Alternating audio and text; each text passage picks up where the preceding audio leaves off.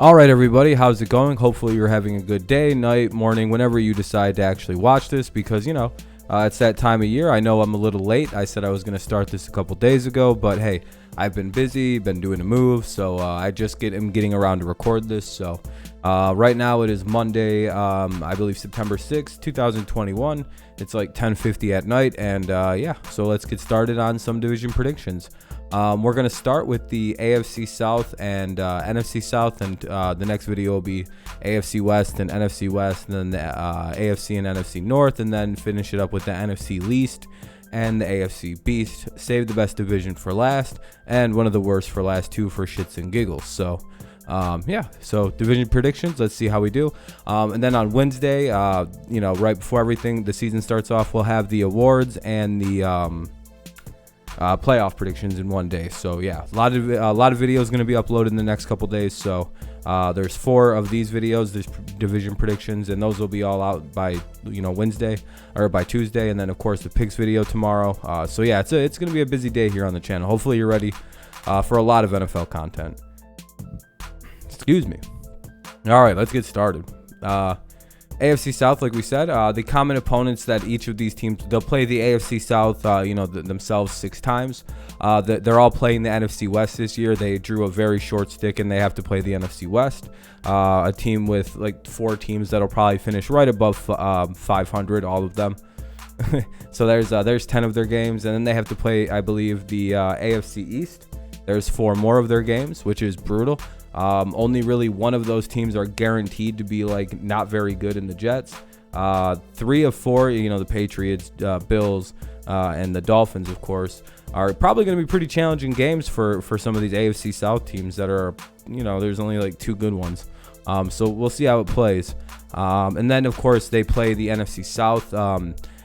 I think with the new 17-game schedule, the way that the extra game, I guess, is essentially you play the opposite division of yours. So like AFC South plays NFC South in this example, and then I think it's like the worst team, so like the 4th place team from the following season. I think it's the Falcons and the Jaguars, for example. They play each other. The division winners, the Colts, and I believe the Buccaneers play each other this year. So it's it's the corresponding spot. So if you finish your first, you play the first place team, second, third, fourth. So it's it makes sense. So there's 15 of their games. So, and then 2 random other ones. So that's pretty much how the AFC South games break down. So they'll play all of these. So I put in the random NFC South team. They just play another South team. So. But 14 of their games, this is pretty much in common. It's very similar schedules with that in regards. So, let's jump into it and take a look at the AFC South. Probably easily the worst one in the AFC, and it's really not close. You started off with the Houston Texans. I have them going 3-14. It appears to me that they're going to be tanking. I mean, they're starting Tyrod Taylor. Nothing wrong with Taylor. It's just he's not really, the guy you put in there and expect to win a whole shit pile of games. Especially since it seems like that team is very bare bones at the roster.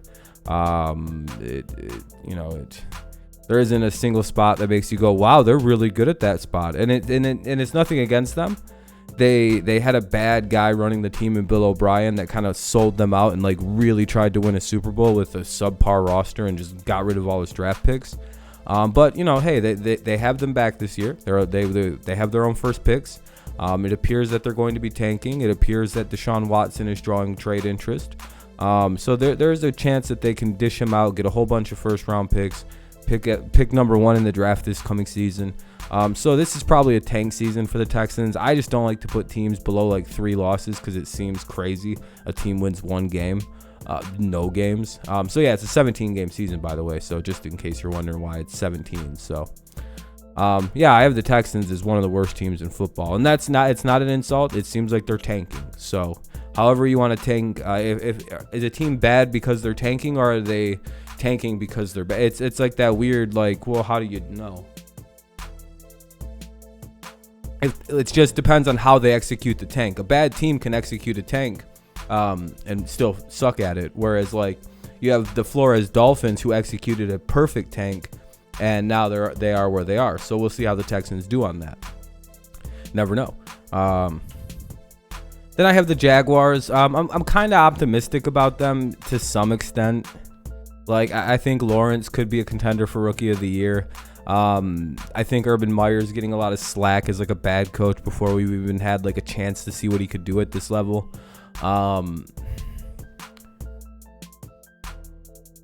They're not going to be good, but like, you know, against like, I could see them stealing a few games, like against the Jets. They can maybe like upset a couple teams in the West or in the East. They can maybe, you know, they could probably beat the Falcons. It's, you know, there's a couple teams where I could see them actually winning, but like their defense isn't the greatest. They didn't play that good in the preseason. Lawrence looks like a rookie. Like, there's so many things where you're just like, all right, well, this is a team that's going to be decent. They have a very similar feel to the Jets, whereas it's like, yeah, we can see where you're going, but this is a transitionary year or transition type period to where you want to go. This could be an ugly year where you pick inside the top 10, but it's like we see some promise. You see like your quarterback takes steps, your line looks a little better, the running game develops, the defense takes a step forward. Those are the things that Jaguars fans should be looking for, not like some miracle 9 or like a 10-win season out of nowhere. Like 5 wins, if they can pull that off and look promising, that's a pretty winning season for a Jaguars fan, I would imagine. They should be searching for hope, not a ton of wins as a fans. You know, look for promise and look for talent to rise. So yeah, that's kind of what I think. They're, you know, these two teams are just going to get bullied with that schedule that they apparently they got cursed. They got to play the AFC South. They've got to play the NFC West, the AFC East. That's not fair. And then we have the Colts. Like this AFC South is like, ooh, 2 of the worst in the NFL. Then bam, 2 of the better teams in football. And the Colts and the obviously, well, you know who I have winning the division, and the Titans. Well, with the Colts, the reason I don't have them winning the division is I don't trust the health of like the entire team. It seems like they're one of those teams a lot like the Chargers, who you could put a lot more faith into if they weren't one of like the most injured or like cursed teams in football. It seems like every year, like key players go down, a key player goes down in the middle of a run, this guy gets hurt, and their season just collapses in on itself. So I'm not really sure what. It's hard to put faith in the Colts. Plus, like, you're looking at a whole new situation. Is Carson really the guy for them? Is Carson going to be good? How's the O-line going to play without Nelson for it? Like, could someone else get hurt? It's just, there's so many questions. Like, oh, wow, they have Mack and Taylor back. Are they both going to stay healthy? They have Hines.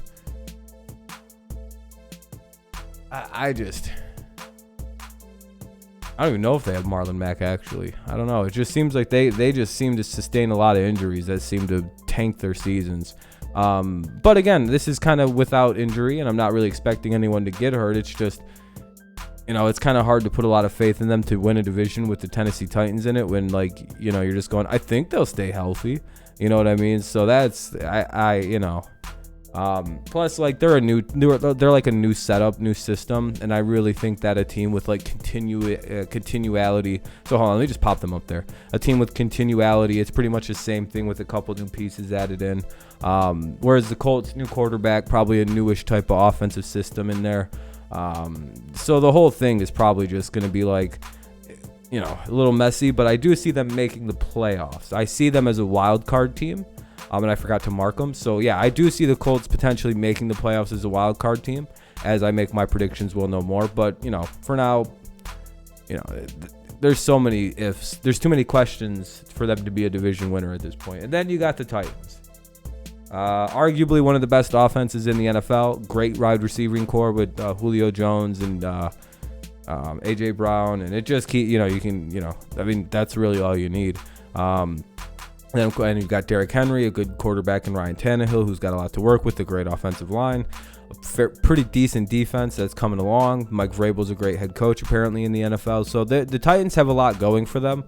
I think that the extra game is going to be beneficial to a team like them who play very, very good late in the season. Yeah, I don't know. They just seem like a very good team. If they get into a shootout, I think that they can compete with most offenses in a shootout. And if their defense decides to play good, no, it's going to be really hard to score on them. And then they can just run the score up. Like they're a lot like. They kind of remind me of the 2016 Falcons or 2015 Falcons that made the Super Bowl, 2014, 2015, whatever year that was with the Falcons, when they just went buck wild on offense and, you know, their defense be damned. Or like the kind of like the Chiefs a couple years ago. That's kind of the vibes I'm getting, but like their defense is a little bit better than that. So they could run away with this, but like not really run away, but I think they'll win the South. It'll be a tight finish with the Colts, as it kind of always seems to be, but this is kind of the vibes I'm getting for the South. The records may vary, but this is probably what I'm thinking. I'm thinking Titans win the division, Colts a close second, then the Jags and the Texans. That's my predictions for the AFC South. Make sure you leave your thoughts down below on what you think for the AFC South. And all that fun stuff like that. Just let me know your comments down below, what you think of both divisions. Leave a like, subscribe, all that fun stuff, blah, blah, blah, blah, blah. But yeah, just make sure you leave your comments down below so I can comment back with you. NFC South, let's look at, hold on. Their common opponents include, of course, the NFC South. Of course, they play each other. They also play the NFC West. Yeah, I know. It seems like the NFC West is just a brutality meter. But yeah, the NFC West is I looked at a couple. I looked at all four, and they all seem to be playing NFC West teams. Very unfair. And they also play the AFC East because Tampa Bay plays New England this year. So that's a very also hard schedule. And then of course they play the AFC South, a team each. So we already kind of went over all that. So that's let's see, that's 14 games in common. And we'll start off. Of course, I'm going to pick the Falcons to finish in 4th place. We have a golden rule here on the channel. Falcons finish last. We don't pick the Falcons. I feel sick that I didn't make them all in 17. But they'll probably get 6 lucky ass wins this year or something. I don't know. I feel like they're in a transitionary period anyway, with like the leaving of Jones and the redeveloping, the remolding of the offense, the changing of the defense, getting a new one, building it back up. It seems like there's a lot of flux going on with the Falcons. I think they have like a new coach even, so I think they kind of take a back seat with the harder schedule this year. So I don't know. Plus, I just I don't like Atlanta. They're a bunch of choke artists. The Panthers, I think, improved, but I don't think they're going to be that good. Again, a harder schedule, a younger team, a newer team. Pretty much it seems like everything's kind of brand new. New quarterback, probably a slightly newer offense for everybody. Everybody has to get the chemistry back up. They're playing, again, a hard schedule. Yeah, it's just, I don't think they're going to be a bad 3rd place team or a bad 7-10 team, but I think they're slowly coming back up. Plus, I really don't know how good their defense is going to be. It like started to shore up at the end of last season, but boy, oh boy, if that was just a fluke, we'll see. But that defense was not good last season for long periods of time. Like for some games, it just completely checked out. Like it'd be situations where like, hold on. Like Atlanta or like Carolina would be up like a lot of points, and then their defense just completely collapsed. So kind of hard to predict a team with a defense that bad last year to be any better, but they did make the right moves, and we'll see if they improve. But again, hard schedule, can't really tell what the defense is going to be, can't really predict them to be much better than that. I think the Saints will go just above 500 at 9-8. Again, harder schedule. Everything is brand new now. Probably even a slight variant to the offense with Jameis starting. Probably not too different from Breeze. It's probably pretty similar. At least Jameis has been there a year, but there's probably going to be some ups and some downs in a brand new year with Jameis. Everything getting adjusted. We don't know when or if Michael Thomas will be back. We don't know how that will impact the team. I really don't know what their offense is going to look like without him in it. I also don't really know what their defense is going to look like. It's probably going to be pretty good, though. It's just there's a lot of questions for the Saints, and it's really hard to have them win a division with the Super Bowl winner in it, which, I mean, obviously we know now. But when you have the defending Super Bowl champs return their whole team, when you have a hard schedule, when you have a brand new quarterback and the face of your franchise, the greatest player in your franchise's history, just retired. Yeah, there's going to be some weird downtime for the Saints. They might be bad this year. I don't even think 9-8's bad, but for Saints fans, it's going to seem like a bad year. And then, of course, I have the defending Super Bowl champions, quarterbacked by the greatest quarterback of all time, Tampa Bay Buccaneers, winning the division at 13-4 and being probably the number 1 seed in the NFC. We'll see with the Packers and potentially the 49ers. One of those 3 teams probably. But anyway, yeah, I see them returning their whole team. Great coaching, great quarterback play, great receiver play, great defensive play. They're going to be a nightmare to play early and late. Like, the only time you'll beat them is like in the middle of the season right before their bye week. And they could lose a few in a row right then. But then as soon as all that goes through, they're going to just come out like monsters. This is a very good team. They could wind up very much back in the Super Bowl if they could get through the NFC. They could very well repeat as champions. I don't really like to predict Super Bowl repeats because I feel like those are very, very rare. But Tampa has the energy of a team that could repeat. I mean, we could see a repeat of the Bucs and Chiefs in the Super Bowl. But we'll see. It's really hard to get back there. It's really hard to win another Super Bowl, right? So we'll see how I feel when we get to the Super Bowl predictions. But yeah, so yeah, they seem to be one of the best teams in the NFC, and they'll probably win their division quite easily, unless Brady falls off the cliff finally, and Max Kellerman can finally be absolved for his weird takes. All right, I think that's it for now. All right, that wraps that part up. But yeah, that's going to be our AFC and NFC South predictions. Of course, you can go back and look at them. We have the Texans, Jaguars, Colts, Titans. So it'll be Titans, Colts, Jaguars, Texans. I put them in descending order. And then, of course, it's Falcons, Panthers, Saints, and Bucks. So let me know what your predictions are for the AFC South down in the comments below. I'll be sure to get back to you as soon as I can. Leave a like if you enjoyed the video. Subscribe to the channel if you're new here. You know, all that YouTube stuff. We'll be doing tons of NFL content throughout the season. Again, sorry this is so late. There will be more videos coming up very quickly. So probably not anymore from the second I uploaded this, but all the next day, because I'm doing this on late Monday evening. So like most of them are coming out Tuesday. So I do hope you guys enjoyed this. I enjoyed making it. I enjoy doing these predictions. So let me know what you think. Leave a like, all that stuff. If you hated them, you can leave a dislike and tell me, how much you hated it. That's fine too. But all right, guys, thank you so much. Thank you for listening. Thank you for subscribing. I appreciate you all very much. Have a good rest of your day, night, morning, whenever you decide to watch this video. But yeah, thank you so much. Go Patriots, go Lions. Oh wait, I should be like, go Tigers, go Lions, and of course, go Patriots. Have a good night or day, whenever. Bye-bye. Peace.